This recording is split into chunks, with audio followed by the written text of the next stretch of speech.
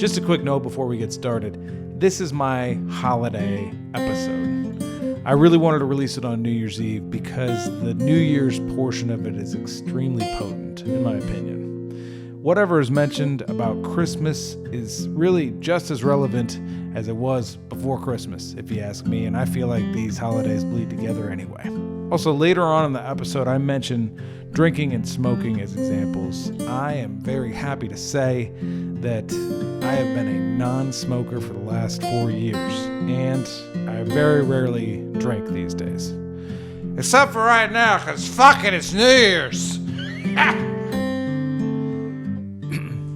Kidding. Kai also mentions a class around New Year's and making New Year's resolutions, or rather, making New Year's transformations. That link is in the show notes, and I highly, highly recommend it. He is a brilliant teacher. All right, everybody, here you go. Much love and Happy New Year. I am Jeff Ado. This is Lunacy, a luminary podcast where we discern the sacred from the insane and admit that whether we like it or not, we are all profoundly affected by the cycles of the moon.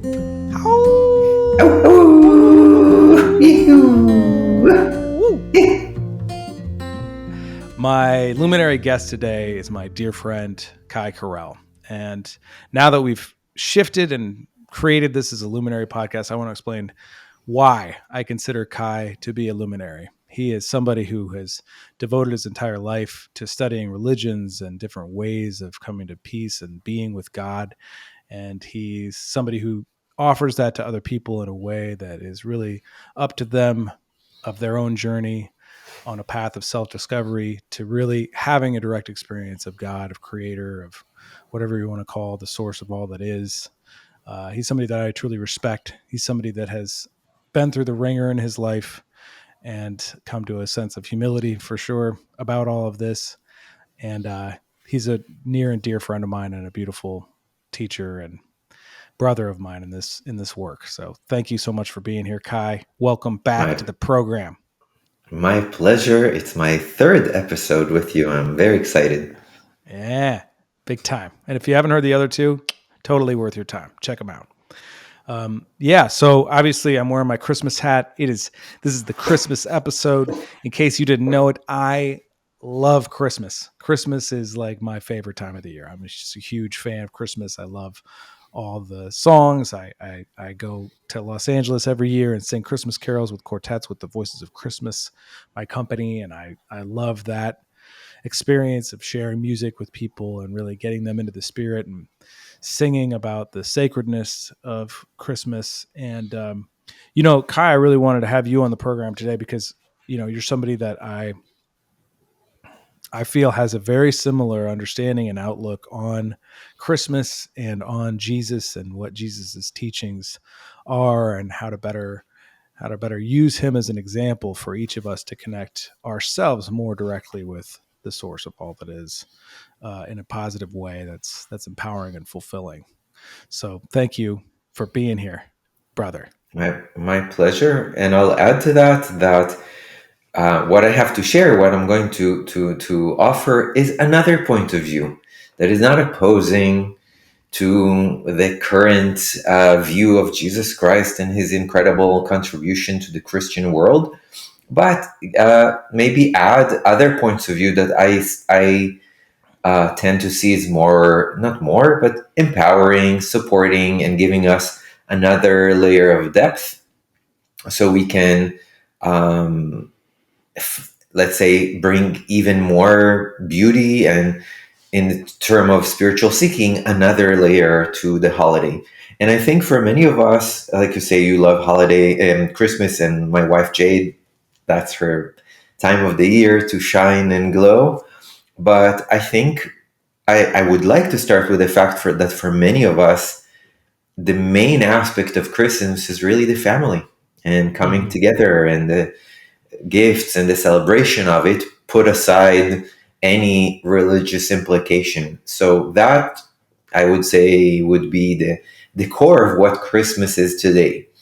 Many people, in a, I would call it, weird way, even forget that Jesus is involved in, in this celebration, other than we're celebrating his birthday, but there is beauty in the keeping of the family tradition as well. So that in it of itself is a big, beautiful part of this time of year. Absolutely. Yeah, absolutely. And also the generosity aspect, I Hmm. often think about what does Christmas mean to me? For me it's not a materialistic holiday that plays upon the greed of human beings to get more things, even though unfortunately it sort of is that. Amazon and everybody's making a ton of money right It's now, also which that. is Yeah. that's fine. That's the way that it goes. But it's also like a really great it's a really great opportunity to sit and look at, well, how do I want to give to the people that I really love that surround me, and for me it's about, what can I give to those who I love that's really going to empower them in their life and really mean something to them, and something that they're going to carry with them, and just the consideration of that, like really thinking what's really going to make a big difference for my wife, this year to get her for Christmas, or my friend Kai, or my sisters, right? Really thinking about my nephews, thinking about like what's really going to make an impact in a positive way. That's a really beautiful experience and experiment on deepening our love of each other, our love of community, and really coming from like a compassionate and generous place, which I think is really the true meaning of Christmas. How do I be more compassionate? How do I be more generous in my life? And fortunately, this is a time of year where we get to actually experience that. We wrap gifts, we open them, we really give and receive, and that's a beautiful thing. So that's a lot of what Christmas is for me. What's Christmas for you, Kai? Um, I would definitely say everything that you said. And there is another layer as theologist, someone who studied theology most of my life. There is one more element where I look into, let's call it the spirit of this man that we're celebrating. It is also this time of the year also begins Hanukkah, which is from the Jewish tradition. So, and it's interesting because there are some very powerful correlations that are almost, I won't say exactly the same, but talk to the same concepts that both of these holidays bring up. But I would say that the main is for me is the esoteric symbol of Jesus, which for me would be the word innocence.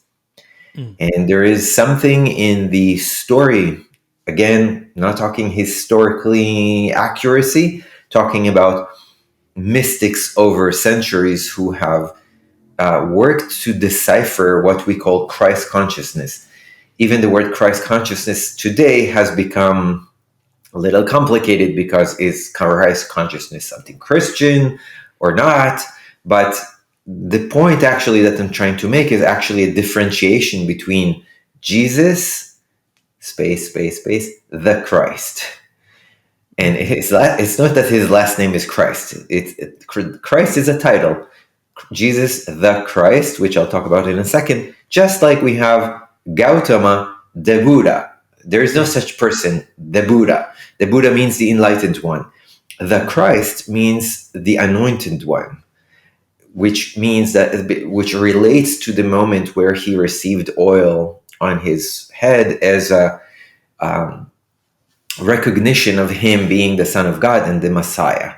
And again, the word Messiah in Hebrew means anointed by oil. So we also kind of removing the messianic nature of the word Messiah, where it's like he is the savior of everything, which once again, I'll say, because I know it could be very triggering for some people. I'm not saying he's not, but I'm choosing to reflect on the fact that we're talking about the symbology behind these words and the symbology behind this holiday. So we are celebrating the moment that this baby has been brought to symbolize salvation. Now, what is it? Just like a baby that's just born and he's now the savior of humanity? Because even though, let's say, there were prophecies or whatever, but in that moment he was just a baby. He wasn't turning water into wine when he was a baby. That happened many years later. But why are what is the point behind it? And so the esoteric symbol, baby, represents innocence. That the salvation or the freedom or the illumination path requires a sense of innocence and requires to look at life in a new way. When we say, oh, I am christening my house, again, using the same word, what I'm saying is that it's a new house, right? I'm renewing. Let's say I got it from someone else and I'm christening it. So I'm bringing to it a new air of rejuvenation, renewal, innocence. It's brand new. It's fresh. Similar to the same way that we relate to Mary, that she was a virgin and she gave birth. So according to science and everything, that is not possible. According to theology, it is possible. It's the Son of God. According to mysticism, that is not the point. The point is that she's a virgin, like the virgin snow. Again, referring to the same concept of renewal, innocence, purity, kind of calling us into um, reflect on what many mystics relate to or regard to as the loss or the contraction of the soul. It is a moment in our journey of adulthood, of growing up, maturing, as we lost our innocence. And we most can sometimes even pinpoint a specific situation that happened or moving to a different place or something. And yeah, that childlike innocence kind of got lost. So the celebration in this, uh, also the word holiday is not actually accurate, but we'll get back to that also. When we're celebrating Christmas, the celebration or the recognition is that freedom is a sense of innocence. That spiritual evolution requires the return to innocence. Yeah. So I would say that's kind of like a prelude. Nutshell. Prelude. Nutshell. Yeah, indeed. Mm-hmm. Yeah, it's interesting that you point that out. I think that teaching and that idea is so profound for me personally. Is just this idea that really, if I want it, the closer I want to get to God, the more that I need to reclaim my innocence, the more that I need to really embrace that. Which requires, I think, for any adult, a tremendous amount of forgiveness, because so many times along the path, where it is that quote unquote we have lost our innocence, or we actually have lost our innocence, where we've made mistakes or sins in the actual definition of the word, which means to miss the bullseye in archery, right? We've made mistakes. You can't hit the bullseye every time. So looking at those places in our lives that we hold on to from our past and we keep putting back into the future, and just forgiving ourselves for those. Hey, you know what? I'm not that guy anymore. I'm not that person who did the thing that really made me feel like I fully lost my innocence. And Mm-hmm. I am willing to forgive myself for those missteps, and I'm willing to make amends with those that maybe I hurt in that process. And if I can't make amends with them, to do so in a way that's gratifying to my own soul, so that there's some understanding and some real offering to the idea that, hey, I made some mistakes, and I'm sorry about those, and I vow to be somebody who's going to be true to my heart now and moving forward, which I think is so much of the process of really reclaiming our innocence. Um, I have this statue in my house of Jesus, and he's Jesus the Redeemer. If you're watching on YouTube, I'm holding it up. If you're not, it's the same Jesus that you would find in Rio de Janeiro, where he's got his arms fully spread out and his hands up. He's not on a cross, but he's in His hands the facing pose. forward. Hands Yeah. facing forward. That it's important. Mm-hmm. Yeah. And also it's this is, the symbol of Jesus reclaiming his innocence. Isn't that correct? A part of it, What yeah. But Okay. So maybe okay, you could actually, take us. so Yeah. this specific one that you're holding is the archetype of Jesus the Redeemer. We have many different archetypes of Jesus, and again, we can talk about the man, the person, and we can talk about the esoteric. So in the esoteric, there are many different qualities that we relate to this archetypical symbol, and one of them is the Redeemer. So Jesus when he's come as, in Portuguese we'll say Salvador, the savior, is one thing, and we can talk about what is he saving. And then there is Jesus the Redeemer, which is he's here to redeem. So, we don't often use this word redeemer or redeem.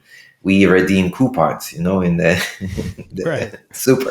But what is to redeem? So actually, even in Walmart. I'd like my discount on Pop Tarts, please. Give me my discount on Pop Tarts. I'm redeeming. So to redeem a coupon means that something had one price, and by redeeming paper or a code or whatever, you change from the original intention, let's call it, to be something else. So the concept of this would be that you are recognizing, like you said before, wow, I had a certain direction in life and I made mistakes.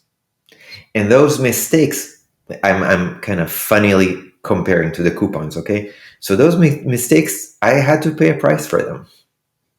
And the price was that I hurt someone, I hurt myself, I went off course, I made decisions or choices that were not in alignment with my innocence and my truth.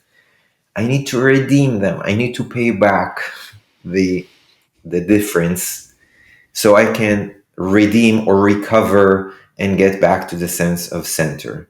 So when we relate to Jesus the Redeemer, one of the reasons that the hands are not facing up, they're facing forward, is because that is the teaching. It's like, the idea is, let me redeem, let me say I'm sorry, let me forgive, let me take the actions that will bring to closure, whether it's relationships or things I've done or promises. But my focus is because I want to move forward. I want to keep on going. I don't want to get stuck in the past. I don't want to be focused on what happened. He's not like hiding, the hand facing backwards. No, forward. Yeah. Where we want to redeem and move on. Mm-hmm. And then again, how do we get to a sense of redemption? How do I get to a sense of redeeming?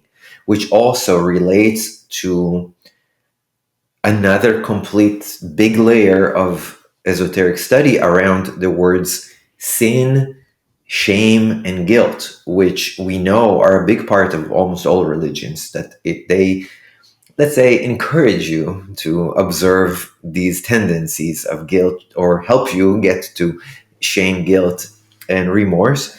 But the esoteric concept that the Christ concept brings to us is that in order for you to truly find redemption, you need to focus on not actually your sins, but what Saint Francis calls original innocence. Mm. The place inside of you that you have made mistakes, and it's okay because you're a human, and there you have a propensity and tendency as a human being to make mistakes that you made out of fear, out of circumstances, out of whatever it is.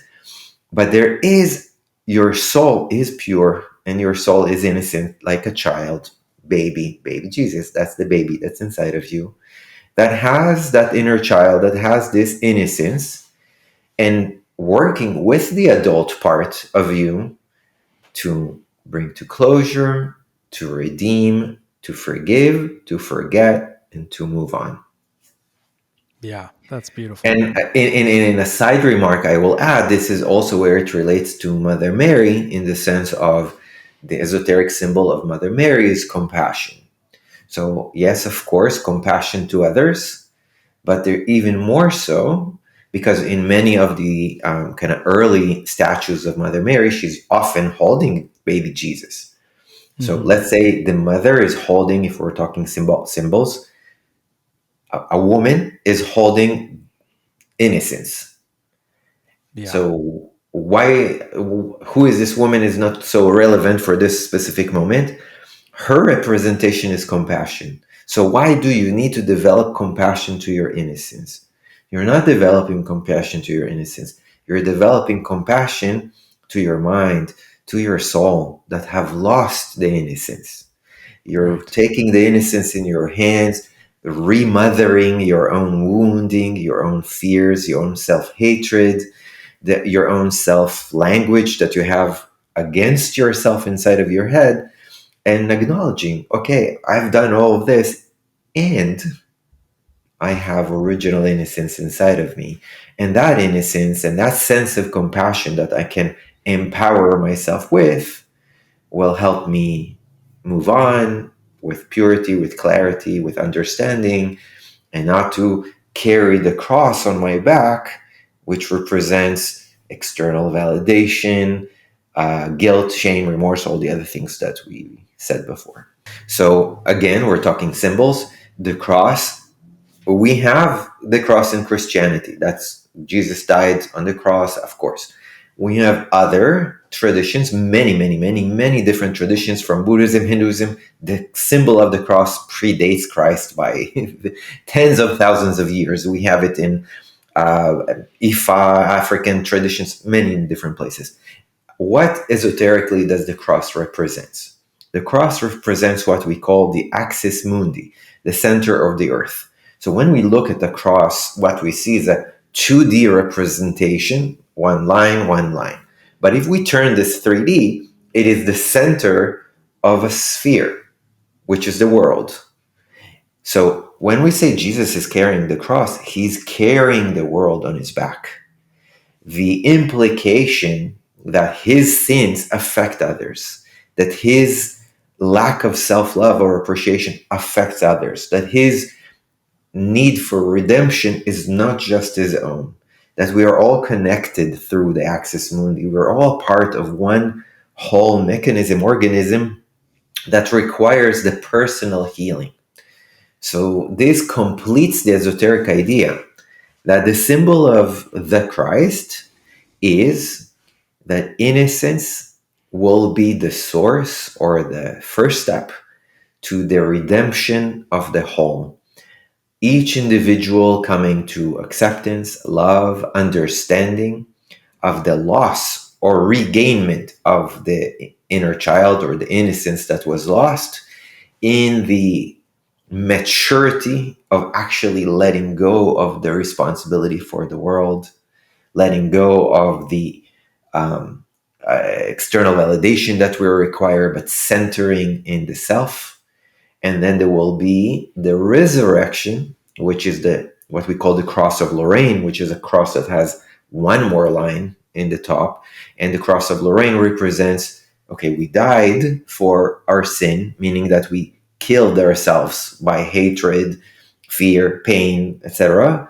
But we also chose to resurrect. And the resurrection is the acknowledgement that we are part of each other's journey. We don't do this alone. We choose to elevate and move forward. So in this journey of Christmas, like I said before, also in this exact same time, we have Hanukkah. And the celebration of Hanukkah, both of these Christmas and holiday are called, Christmas and Hanukkah are called festivals of light. What do we celebrate in Hanukkah? The story is that in the second temple of Israel, in a place called Masada in the south, there was a war between the Maccabees and the Greek.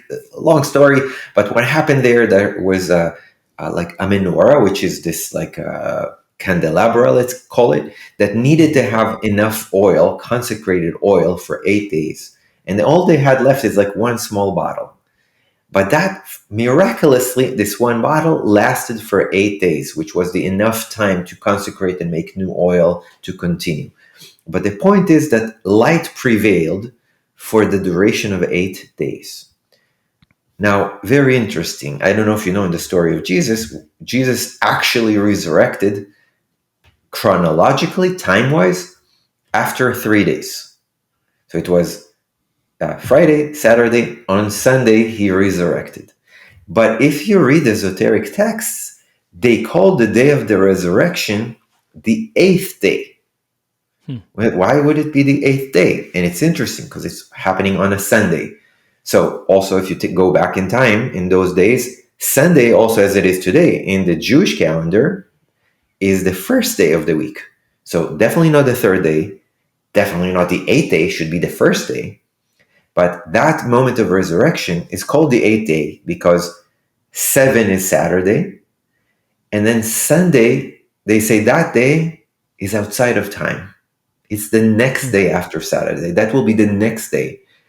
So again, you have the 8th of the Hanukkah miracle, which also involves oil, and the 8th day of the resurrection of Jesus. So we have 8 and 8. Jesus is the Messiah, anointed by oil, and the oil of the menorah that lasted 8 days. So the concept is there is an oil that lasted for 8 days, or an oil that marks the letter or the number 8. What is that? It's so bizarre. What it's speaking about is this second level or second line of Lorraine. It is important to celebrate Jesus's birth, which is again innocence, baby Jesus, everything we said so far.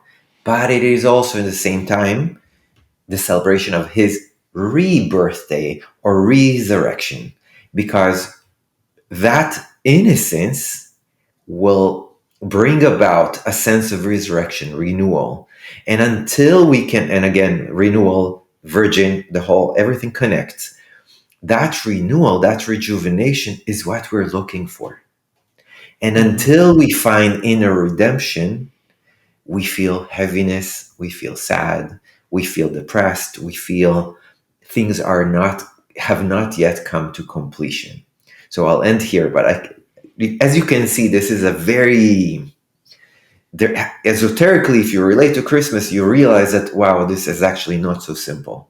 There's a lot to it that over generations mystics have added more and more flavors of understanding that there is a much deeper process happening here than just gifts under a tree.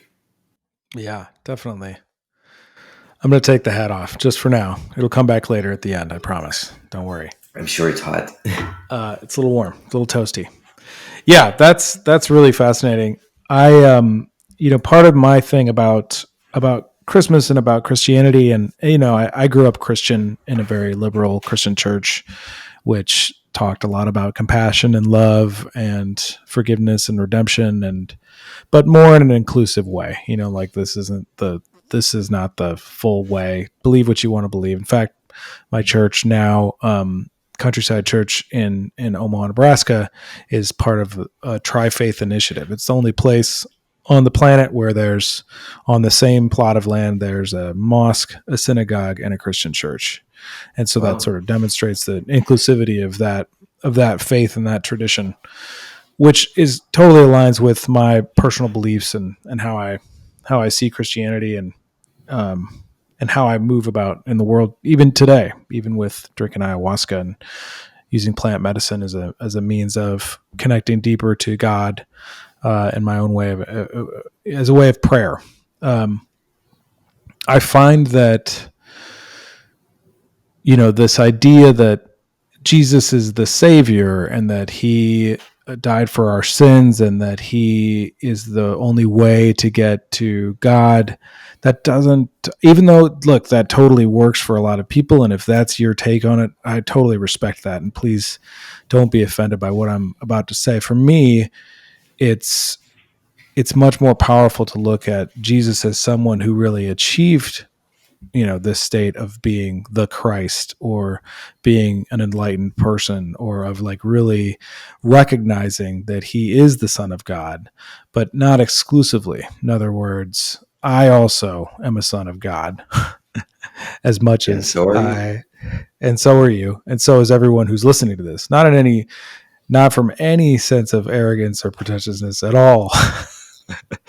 Vastly different from that, really from a deep sense of humility. Like if I am a child of God, then it's incumbent upon me to treat myself as a child of God, to respect myself as a child of God, to act as a child of God, to really behave that way. And I find that to be a much more powerful way to relate to Christianity. And I got to say, I really think that's what He meant. I really don't think what He meant was you have to go through me and I'm the only gateway and it's just the buck stops here. Frankly, I feel like that puts way too much weight on the man Jesus, and it doesn't, it puts all the responsibility on Him when really the responsibility lies with me as the individual. And that's also where the power is. And the more that I put it off on someone else, on this idea of Jesus as the savior, the only savior, then it denies me my own birthright, which is to accept and experience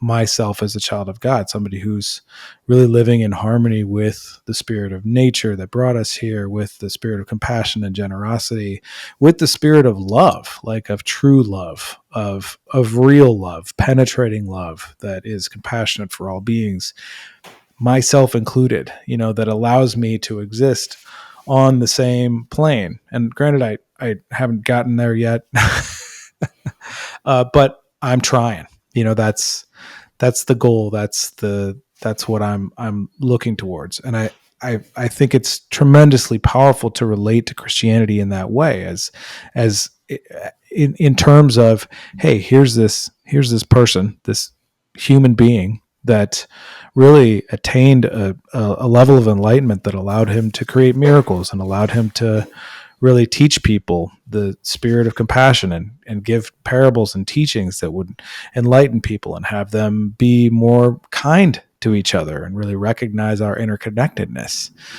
That to me is a much more powerful place to come from, and it just feels much more accurate.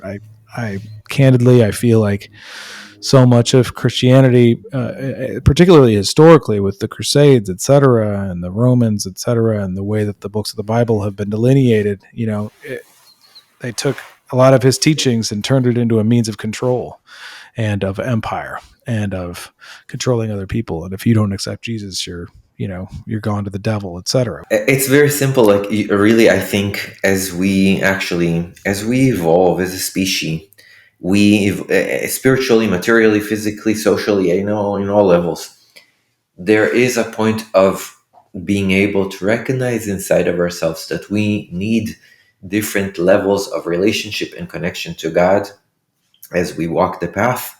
There are situations, there's a place and space for every possible version, where if you need Jesus to be a man that is telling you what to do or not, or like the open, closed, left, right, there is a space for all these versions. I think what you're saying, or what you are relating to, is we can coexist peacefully. Jesus can be that for you and something else for me. The challenge is where one of the two is saying, no, there's only one way. So Yes. more so than what is the way, is there's one way and I'm right and you're wrong. And in that sense, you said in the intro, I believe, but so often people relate to Jesus saying, I am the way, and through me you will reach the Father. Like, I am the only door that you can walk through. Where we find this, let's put Christianity aside for a second, but we find this terminology in every religious institute, that if you just replace the word Jesus with something else, that there is only one way. So a mystic is trying to understand, not if this is the right way or not. It's like, what inside of me needs to feel that my certainty is determined by having other people wrong. Why do I need that? And now I'm saying, remove Christianity, remove Christmas, Jesus, remove. Can you identify inside of you parts, maybe when you're talking to your wife, maybe you're talking to a neighbor, that you have such a strong sense of knowing that this is what is the right, that it's hard for you to even say, for me, no, this is right, this is how it's supposed to be. We all have it in different degrees, in different places. It shows up in different ways. And so if we're able to go into a place of innocence and say, acknowledge, well, it's my little boy that wants to be right and wants to make sure that the other person is wrong, or push them down, or whatever it is. And maybe I have a little bit of violence, maybe I have a little bit of wounding, maybe I have a little bit of fear. That is the exact same emotion that will mature into not being able to accept what someone else thinks or believes. So as a mystic, eventually, as the truth is this for me, as you study more, as you go deeper in different traditions and religions and spiritual schools, you eventually get to this point that everyone is wrong and everyone is right in the same time, and there is absolutely no conflict. The only conflicts that appear to me on my path are my own conflicts within myself. As I acknowledge conflict even within me, even that slowly fades away, and I understand that things can conflict, and there's no problem with conflict conflicting itself. I can actually even be okay with that as well. But it requires, there are a few paths that lead there. One is the path of curiosity and inspiration and a lot of, studying. Another path is, I would say, humility that often comes through the journey of humiliation. Okay, you need to suffer, you need to Yeah. fight, you need to battle, you need to go to war, but eventually you will get to the point of like, is this worth it? So let's say Mhm. we do the war and then I'm right, but I killed everyone. I'm not here alone, but I'm right. Okay, was it worth it? There are many different ways to eventually realize that we can be different, and you can Yeah. say, uh, let's take a different religion. Let's say Buddha is the only way. Good for you. Eventually, what I'm hoping is that we as individuals, you come to me and say, Christ is the way. And I say, yes, it is for you. And you'll say, what about you? Muhammad, yeah, great for you. A complete acceptance of different paths, different ways. And again, as a mystic, at the end of the road, what are we trying to do when we make these declarations? If we really simplify this, we just want to feel connected. We want to feel connected. We want to feel that there's a meaning to our lives, that we're not just here buying gifts on Christmas for no reason and Hallmark cards or whatever.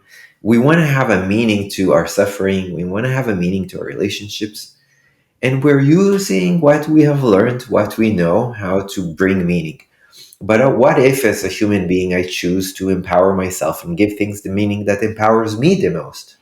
And not because it's someone else's story, but Right. that requires the maturity of me as an individual, me in my parenting to my children and my parents, society at large. This is a process that's called evolution. Sometimes it feels like it's going a little bit faster, sometimes it feels like we're going backwards. But, we're sitting in a small planet that is situated in the middle of a phenomena called eternity. It might take a while for Right. us to keep going. All we can do as individuals is actually what Jesus Christ is representing to us. Look at the axis mundi, the cross that we're carrying on our back, and ask ourselves, in what way am I an active participant in the healing process of this planet? What can I Yeah. offer to make this Christmas more meaningful for this person, and this Ramadan more meaningful for this person, and this Hanukkah more meaningful for this person? How can I be more loving? How can I be more understanding? How can I see things in as many perspectives as I can? And ultimately, how do I utilize all these meanings that I'm giving life itself to empower me so I feel connected, aligned, and centered? Yeah, that's really great. I love what you're saying. And what I really appreciate about it is, no matter how it is that you believe in Jesus, that's your relationship with Jesus, and that's great. However it occurs to you, whatever wisdom you glean from that. I know so many people that have literally been saved, that have literally had their life saved by believing in Jesus in whatever way it is that they have chosen to believe.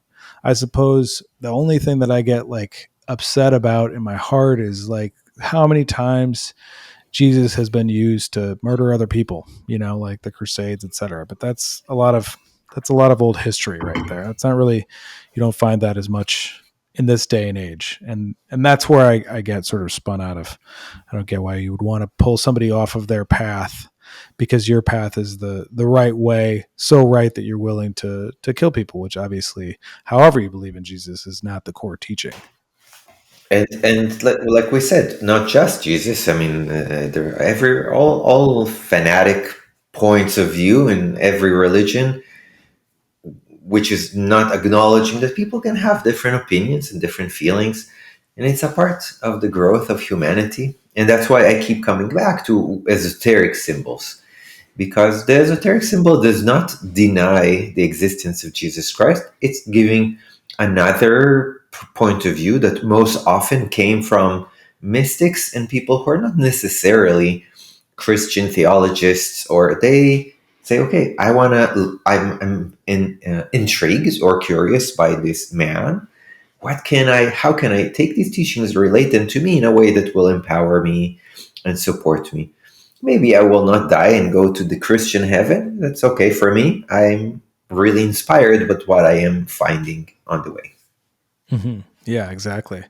And that the recognition just that this is a learning process for all of us. That we are all on an evolutionary path, no matter what it is that we believe, no matter how it is that we see God. Personally, I think that having a deep relationship with Creator for myself, it's been hugely beneficial.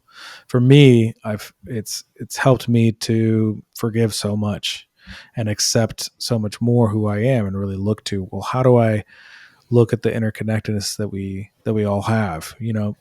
Something that is both Christian and I think relatable is, you and I were in a ceremony recently, and one of the participants was talking about how we're all fish. We're all fish swimming around in this sea of air, and we don't realize that we're swimming in the air, just like the fish is unaware of the water. But when you really think about and consider the air that we breathe as if it was water, and how that so much more closely connects me to you and to all of the things that surround me, there is a instantaneous liberation that's available just in the notion that we are all fish swimming in the same sea together. And it's also a Christian symbol as well, that they used to use when Christians were being persecuted back in the day. They draw the fish outside of the wherever they were worshiping. But I think also it's not just, the fish is an important symbol, not because Jesus was a fisherman, although that's probably that too, but also this notion, that here we are, we're all in this together. And the more that we recognize our own interconnectedness, our own interdependence, the more that we're able to evolve in a really good way on this planet. And a lot of the ways that we've been behaving since the Industrial Revolution have really kind of ignored the planet and the limited resources that we have, and the rights of each individual to live a beautiful life. We're kind of, I think very much so, we're coming back to that out of necessity, to really look at how is it that we live in harmony with each other and the planet. And, one of those ways is recognizing our interconnectedness, recognizing that we're all fish. And I shared with you before, I was walking today with my wife, and we're walking by this one yard that has really beautiful nativity scenes. So Jesus, Mary, the baby, Joseph, Mary, the baby, Jesus, a donkey, very, very beautiful, but very classic. That's the word I was looking for. Very classic. And then the next yard, you have a big Snoopy with a Santa hat and the Grinch and like that. And then the next one, huge Santa and like this large, I don't know what it was, Mandalorian from Star Wars so in a way, the transition of Christmas over the years has been from something very classic, celebrating the actual birth of Jesus Christ, including the introduction of the tree, which is a pagan symbol. There's slowly Christmas evolved into Mandalorian holding Yoda as a Christmas gift and Snoopy. And I know that for some people that actually is a negative transition, in the sense of, no, it's supposed to be a religious holiday. But I actually want to focus for a moment into the celebration of innocence, and that for so many families, this time of the year is a very precious moment of not celebrating Snoopy, but celebrating their kids and celebrating maybe grandpa that I haven't seen for a year that's coming to visit. And there is this innate joy that comes through this journey, which is again another big part of what I believe the Christic consciousness or the Christ consciousness relates to, which is the journey of happiness, the journey of joy, finding the inner joy, finding the connection, generational connection, the generosity and sense of giving that you were saying about before. And again, without judgment. It's like if one person wants Snoopy, like I love Snoopy personally. Big fan. Also big Snoopy, fan. Snoopy is such a, for me, Snoopy is really my childhood. So having Snoopy in Christmas, I would have Snoopy every day of the year, honestly. But if Snoopy is celebrated more so in Christmas or Easter, that's great. So the point again is what meaning do I give? You know, it's not if Snoopy is appropriate for Christmas or not.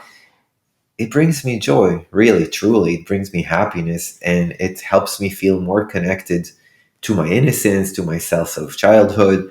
And I think again that I often ask, what meaning do I give it? And if I Mm-hmm. give it joy, happiness, and connection, then Snoopy is exactly where he's supposed to be.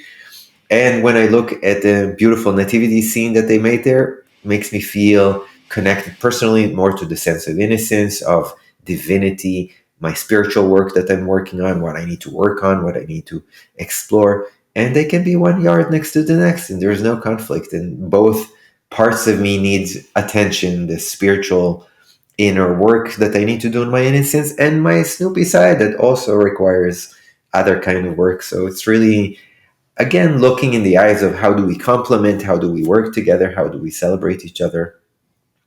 And as anything in life, can we look at the consumerism and the negative parts? We can spend hours talking about this, but what meaning do I choose to give? And again, everyone is free to explore what makes them feel more connected, whether it is gifts. I can tell you for myself, I don't really, it's gift is not gifting in Christmas is not like so big for me.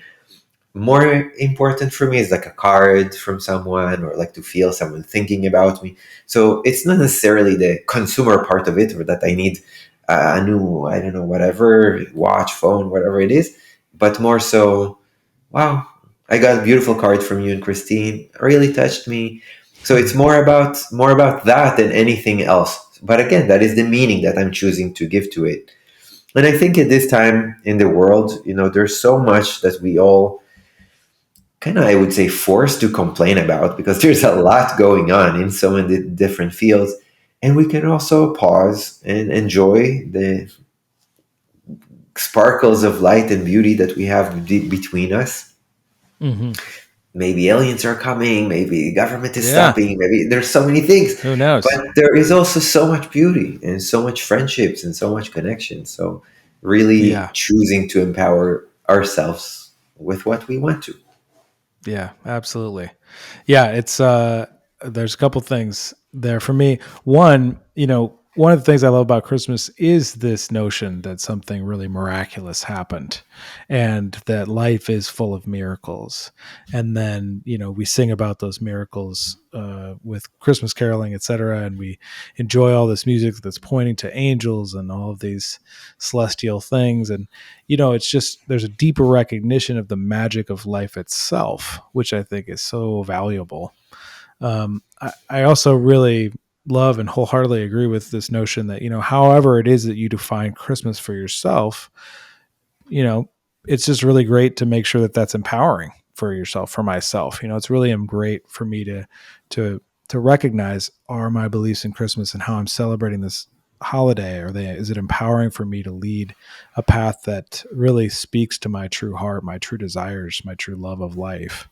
And that's just something that, for me, because I think about the consumerism thing and the materialism thing and the rainforests, whatever, are being demolished so we can build toys.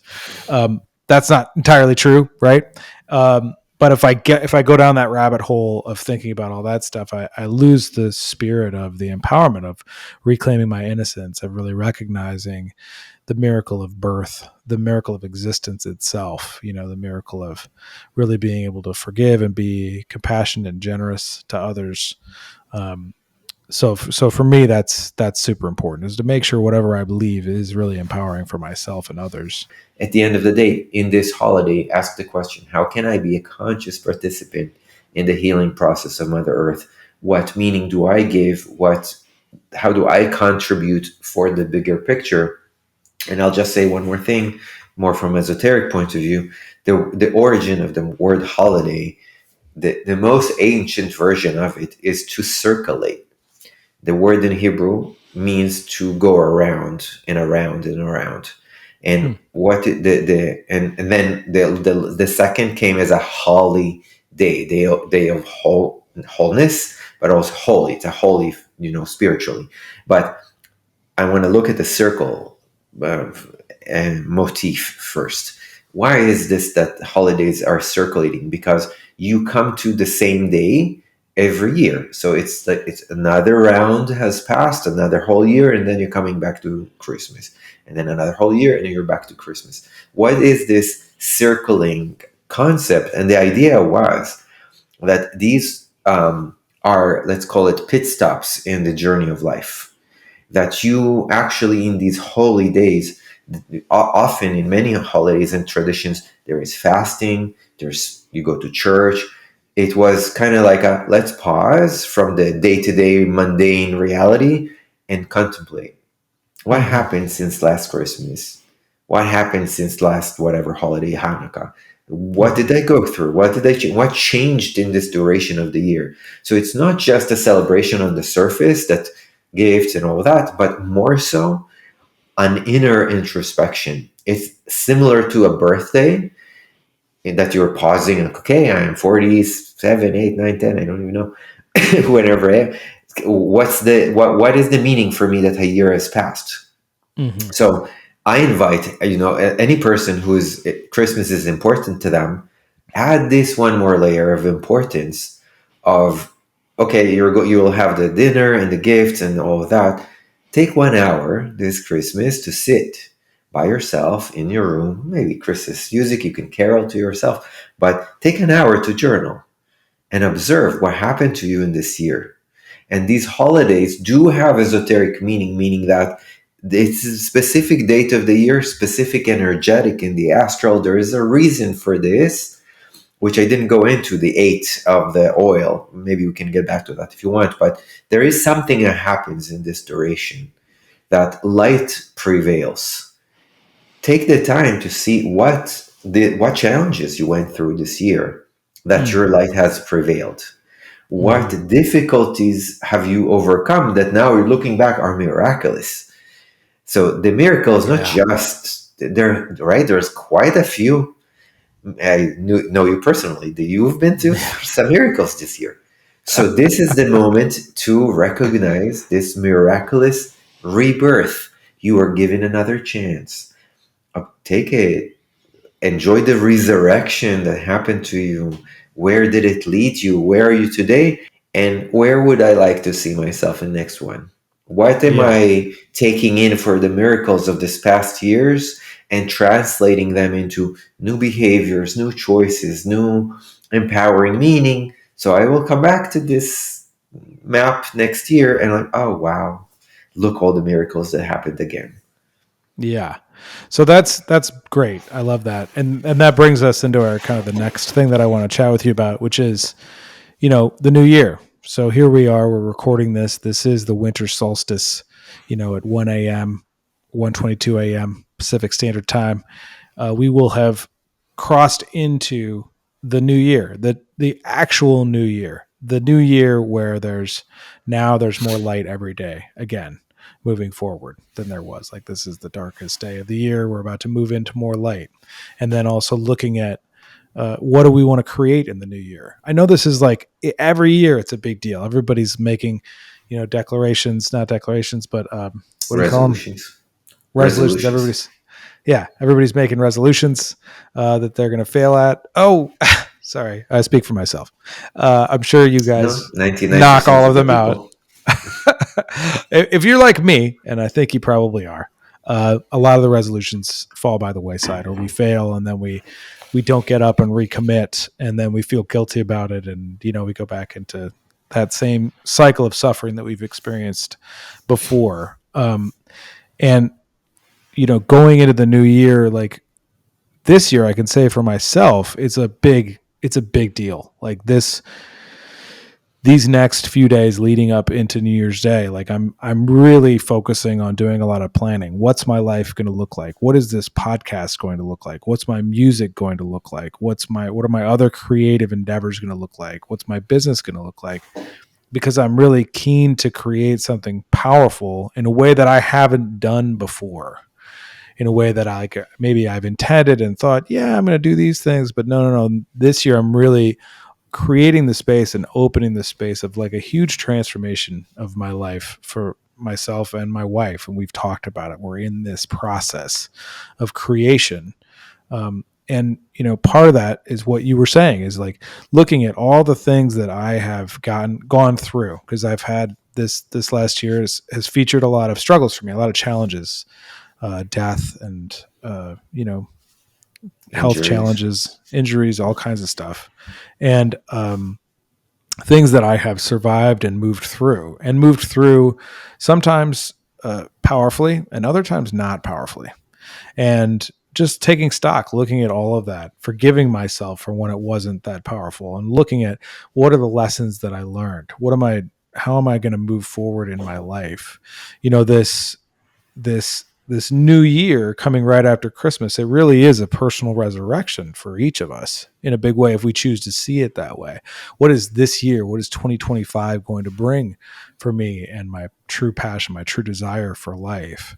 And so I want to talk about that with you. How is it that you see each of us creating powerfully this new year and this new way of life that we're creating, recognizing the beauty of Christmas and the miracle of life, and really looking at reclaiming our innocence, and then also powerfully putting our main purpose into action in this new year that we're facing.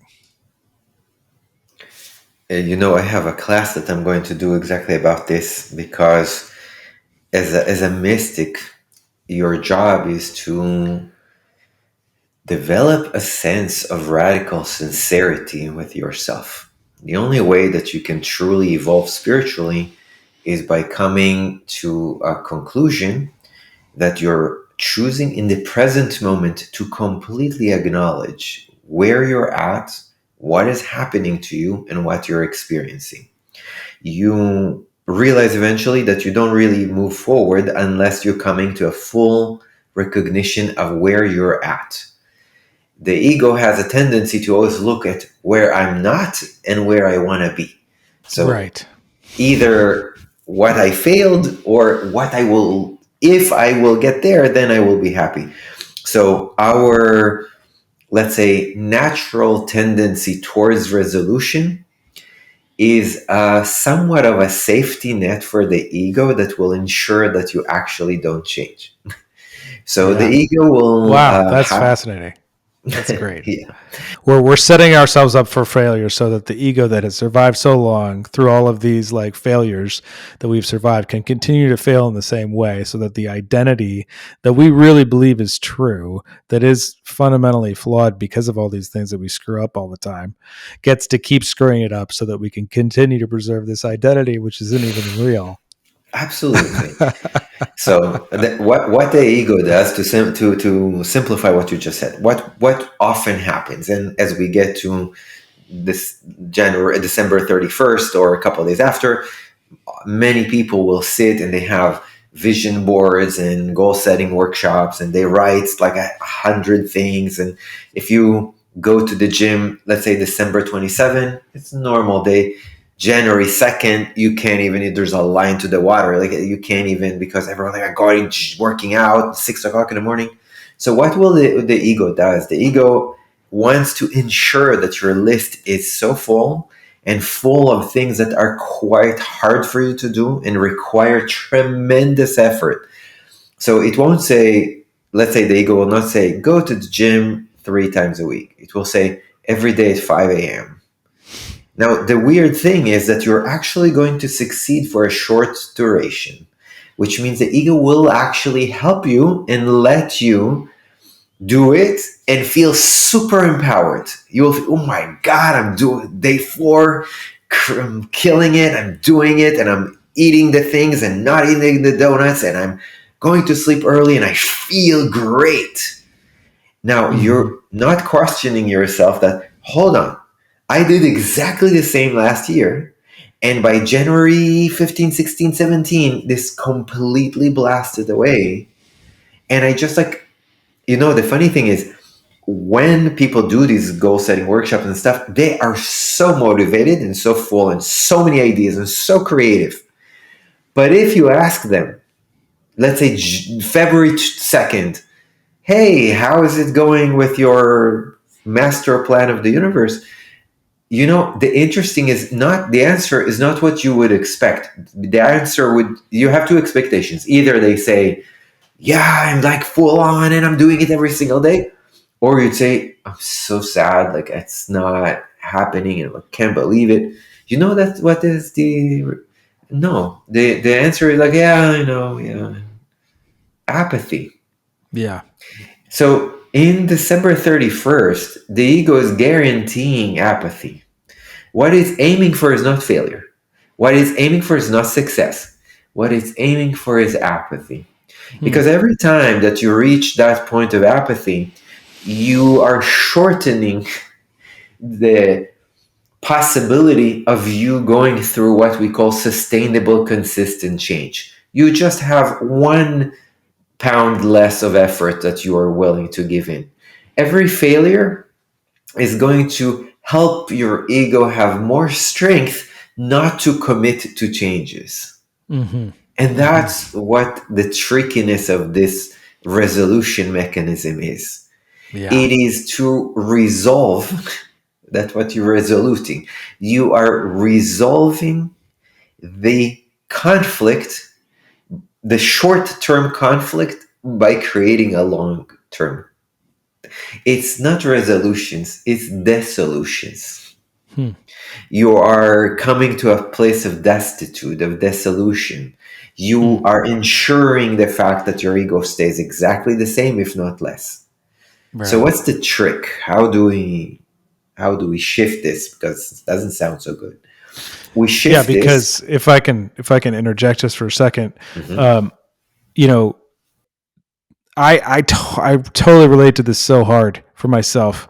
I'll look at the things because it's easy to see the shortcomings, especially when you are deeply actually reflecting.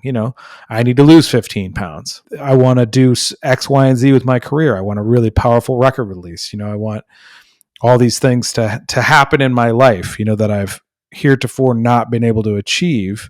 And also, by the way, I feel guilty about those things. I see those things as something that is wrong with me, and that's part of my identity. Well, you don't really know who I am. You underneath it all, I'm not trustworthy, and here's why. But I'm not going to tell you those things. I'm just going to say everything's fine when you ask me how I'm doing. I'm not going to tell you really underneath it all I feel like a complete failure, etc. But that is this mechanism that wants apathy to continue because that identity wants to survive. And there's one more even sadder part of this. So you just tricked yourself to working out. Let's say you said 15 pounds, and then you start, and then you fail. And let's say you have an identity from another person that you're saying, I'm no longer trustworthy. Like, so I want to appear, my image would be to you in a certain way. But the trick is, in my mind, I don't tell you the truth that I'm failing or whatever, because in my mind I'm telling myself, but I'm going to work out soon. Right. So it's not worth it for me to tell you the lie, because soon it's going to be true, and you'll see that my shirt fits better, and you'll see that. So you see, it's all like a pretend game with myself and with you and who I am. So, but at the end, the like little demon, on the shoulder gets to keep all the vices and make Hmm. absolutely no change whatsoever. Just Right. feeling even worse about ourselves, making less changes, and then you get to a place where next year you actually realize, by now I actually need to lose 25 pounds. So I Right. even feel Yeah. even worse and I need to do more work. So this cycle is just a vicious cycle that perpetuates failure. and Yeah. then you're failing, so you have less energy to put in, so it's a deeper sense of failure. So this is basically funny, if we could get back to religious practices, the perpetual cycle of shame, guilt, and remorse. You're Hmm. just playing along with it. Yeah. So what's the solution? How do Yeah. we? What's the secret? Because there's a natural mechanism that recognizes my shortcomings that I want to, that now this next year, I really want to conquer those. I don't want to drink as much, or I don't want to smoke, or I don't want to, I want to lose this weight. I want to be in really good shape. I can see that there's something that I judge myself to be wrong about, which is a good thing in terms of my own evolution. And yet my ego is so tied up in that and wants to maintain those behaviors so that I can continue to relate to myself the same way, and also so that being, literally that being, that ego being, this idea can exist in my mind, in my brain, with all the neural peptides and emotions that are associated with feeling that way and having to go through the cycles of suffering that I go through every year. How do I break that mold and really actually create something new? Kai Karrel. Well, again, I said before, I'm not saying this is as a commercial, but I have a whole, like, it's a 2 hour workshop to explain this, because we have to break. First, we need to really see these tendencies and understand the cycles that they're creating, so we can Mm-hmm. observe the patterns and make a completely different paradigm of how are we working with ourselves internally. But in short, for example, you even said, it's like you said, I want to lose 15 pounds. It is, and people say this a lot, the first three letters of the word diet, die. It's like you're already, the feeling, if you're just thinking about it, you're already feeling negative. But if you understand the cycles, and if you understand what your ego is trying to do, then you'll set yourself up to, I wouldn't say to win, because that's already another thing the ego does, but you'll set yourself up. Your focus will be sustainability, Mm-hmm.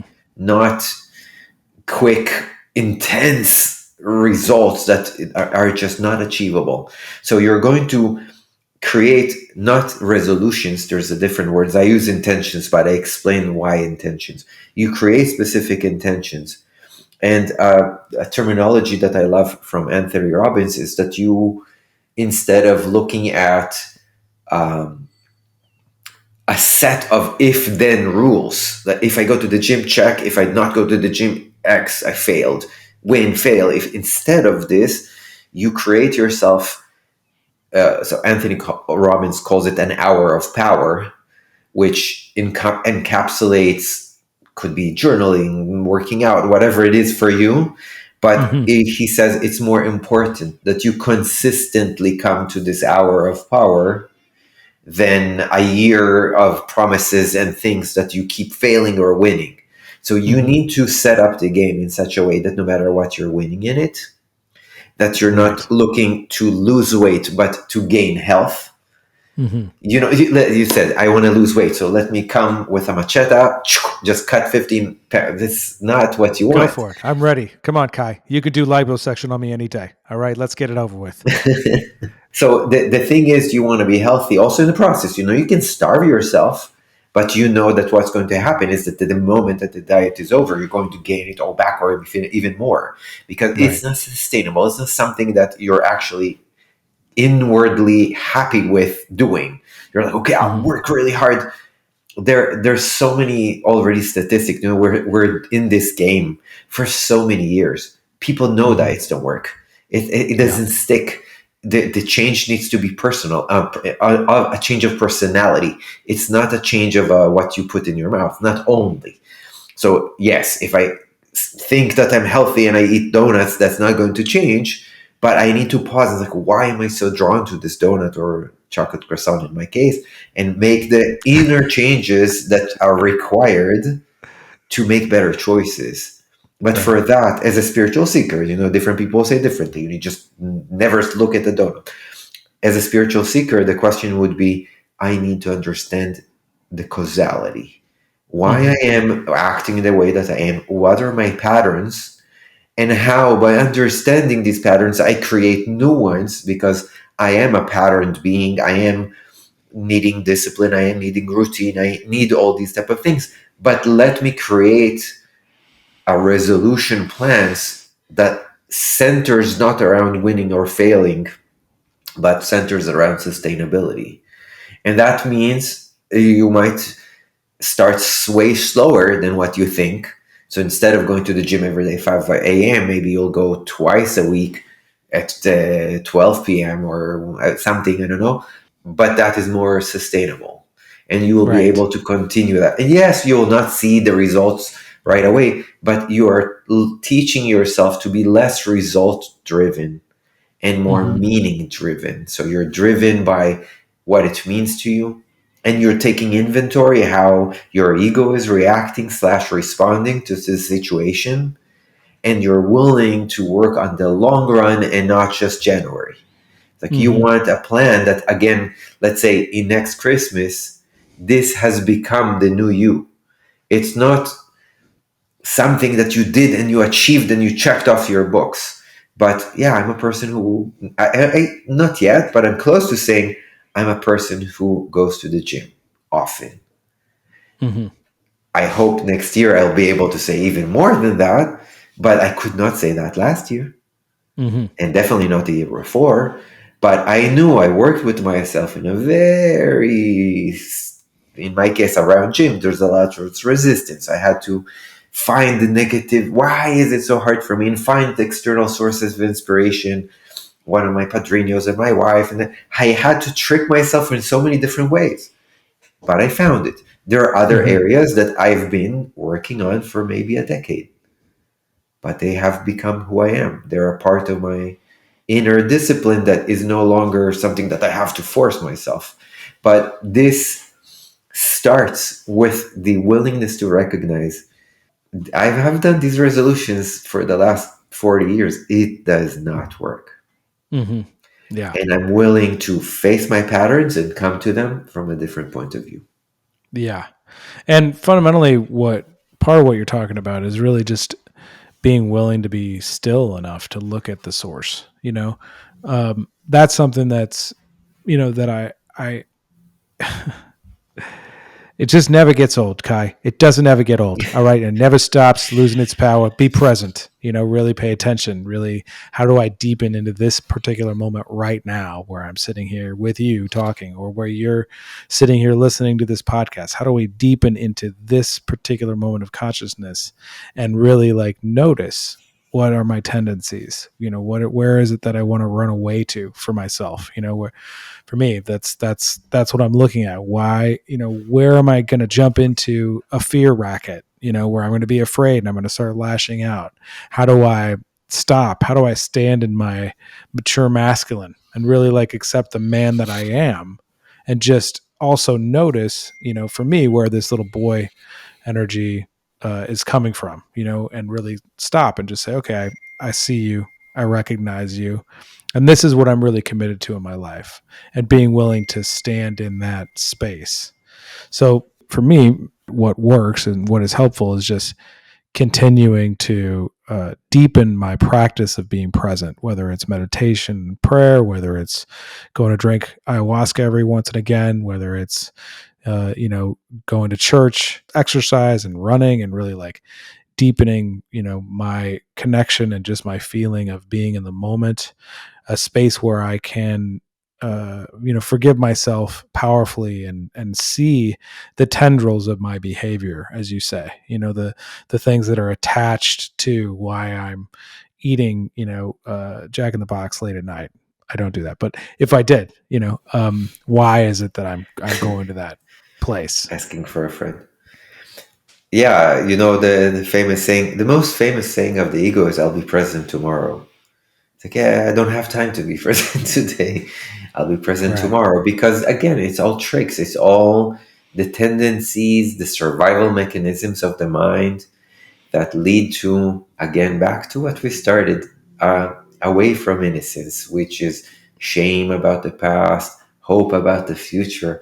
It's all about, no, but you're right here. We don't know really now. There's so much going on with the drones and, aliens.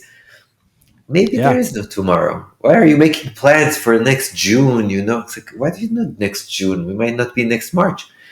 Mm-hmm. But again, the ego has two ways. Either the ego is moved either by desperation or inspiration, but in neither of them there is presence. Mm-hmm. Yeah, tomorrow we'll build a business and it will be and I last year I didn't do well, so I need to be different from it because I don't want to feel this way. I want to feel better next year. So not the past, not the future. And that's why sustainable change is not who are you becoming or will become, who are you today, and how that imprint of living well in the moment, trust in the unknown, innate life that will create the next moment as well. But Mm-hmm. if you are not living fully in the present moment, then you will not be living fully in the present and the present of tomorrow as well.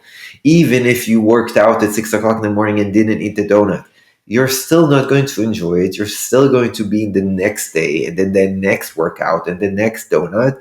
And Mm-hmm. you'll eventually even reach all those goals that you resoluted yourself into, and you're not going to be happy because there will Right. be new resolutions and new ideas and why in the next future, the next year, you'll be happy. And that's Mm-hmm. actually what happens. Often when people are asked about their resolutions, they get to a place often by February. Actually, the statistics say that it takes 2 weeks to fail in the resolutions. But let's say someone's pretty strong and they get to like February, March even, they're almost always in the statistics of this gets to a moment that literally people say, I'll try again next year. So Mm. by March, you're already They've given up. saying, I've given up and I'm going to wait 8 more months to Yeah. restart this. And Mm-hmm. these 8 more months you've lost from your life. Right. Why don't you set a bar that's more realistic that you can actually enjoy and be in the present?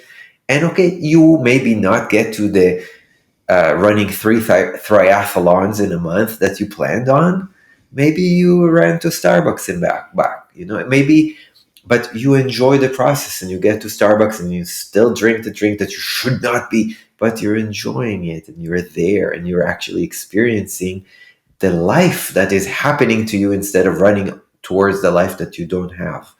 But this, like you said, it's always coming back to present because everything happens only here. It's Yeah. just recognizing the tendencies to walk away from the now and come back to the innocence, baby Jesus, that is waiting for us to acknowledge that he's already here Mm-hmm. And always will be. and always will be. Mm-hmm. Yeah. Yeah. And I think that's really beautiful. And I also think whatever way it is, personally, it's important for me to discover my own ways of getting to be in this present moment, which are going to be different than your ways. It's really important to accept the process of self discovery. What is it that works for me? Well, I know if I meditate in the morning, if I do some chanting in the morning, it really helps to draw me in. If I go out and do my Dao Bao, where I do the stretching yoga routine, that's really helps me to connect to the land and this space. If I Mhm. get off track and I feel like I get angry and I catch myself, oh my God, I'm triggered right now. How do I stop, go outside, express myself, really come back, and allow myself to recenter and normalize, So I think part of what the key is for me is really like looking at what are the things that really empower me to be more present in this moment and seeing those and then doing those. And there's also something really beautiful about creating your own way, having it be your own invention. Then it's something that I can own, nobody else owns at all. And Correct. so yeah, I suppose what I'm pointing to and what I'm saying is like, there's, there's two things that occur to me out of this conversation about the new year and our recreation of ourself or our creation of who we are in 2025. One, there's a recognition that we're in a trap, that the ego is trying to trap us into feeling the way that we've always felt and suffering in the same fashion that we've always suffered. And that's crazy. But that's the reality of what we're doing here. I That's the would say reality that's of being on this lunacy. planet.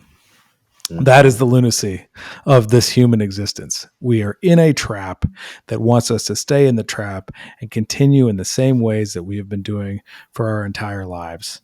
Uh, that's number one. And number two is like really inventing ways that allow me to empower myself, that are my own.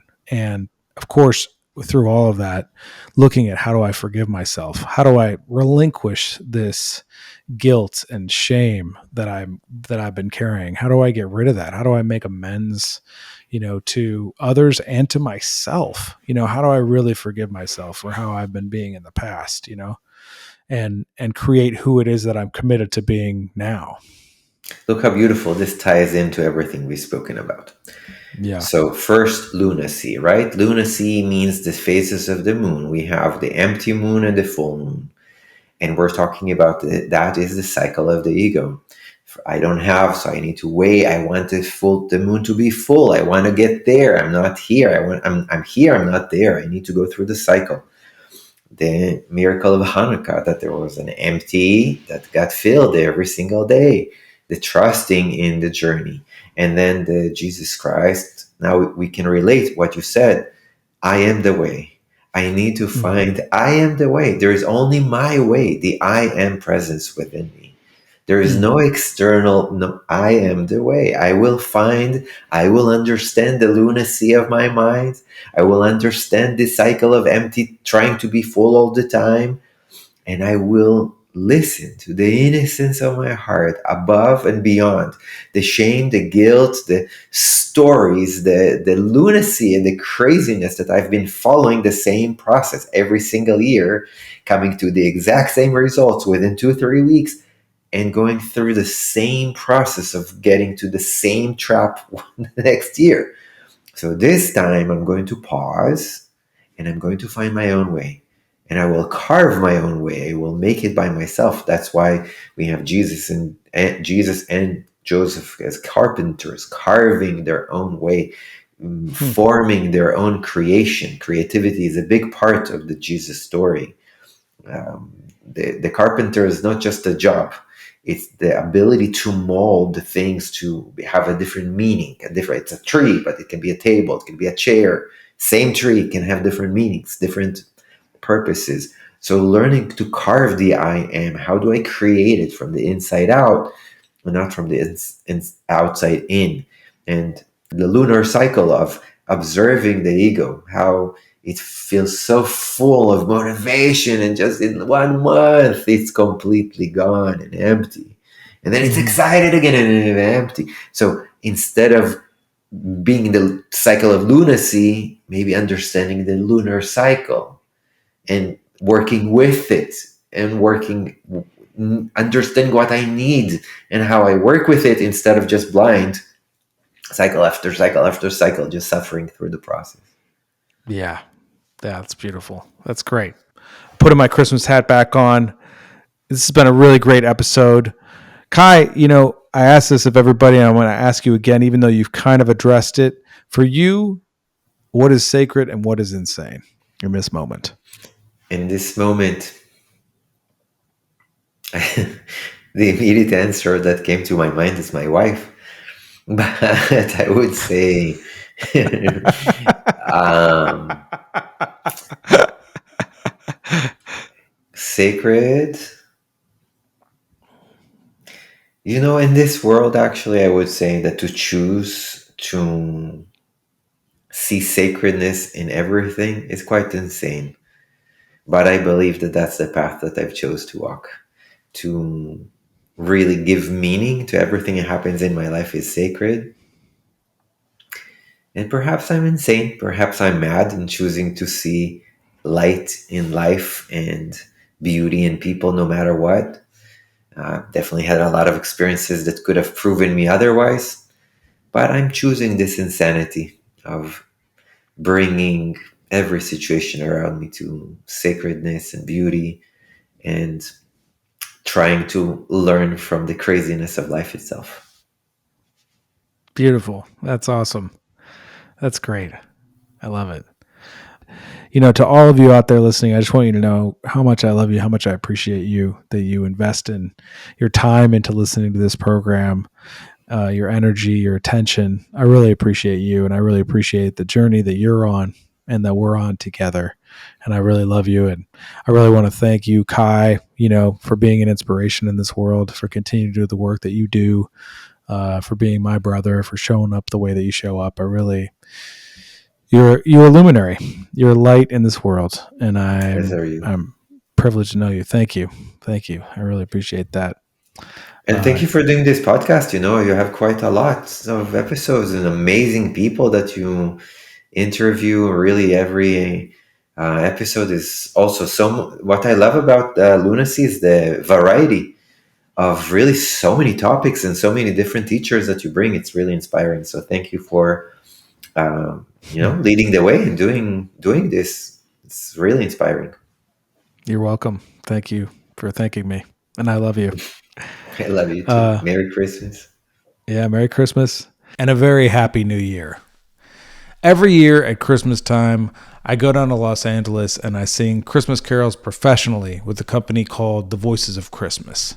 We go out in quartets wearing Victorian garb and sing at restaurants like the Tam O'Shanter and at private parties. It's one of my favorite jobs, quite frankly. I love it so much. I get so much out of it. And I'm really happy to share with you one of our quartets singing Auld Lang Syne, featuring from left to right, Chuck McCollum singing bass, Gabrielle Farrow singing soprano, Laura Ellis singing alto, and I am the tenor. If you hear noises in the background, it's because we were in the parking lot of a restaurant. Here you go. Should old acquaintance be forgot and never brought to mind? Should old acquaintance be forgot and Auld Lang Syne? For Auld Lang Syne, me Jo, for Auld Lang Syne, we'll take a cup o' kindness yet for Auld Lang Syne.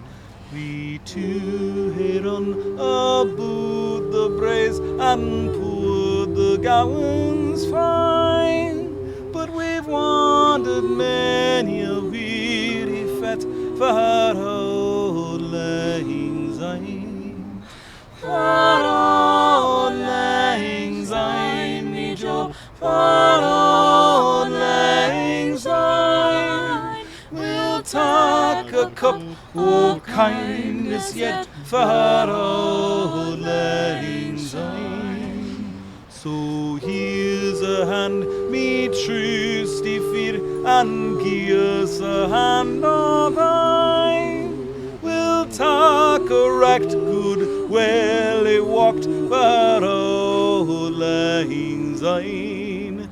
For Auld Lang Syne, me Jo, for Auld Lang Syne, we'll take a cup o' kindness yet for Auld Lang Syne. Thank you, everybody, for listening. If you want to support this podcast, go to patreon.com/Lunacy podcast. Really looking forward to 2025. I hope you are too. Much love, everybody. We'll see you next time.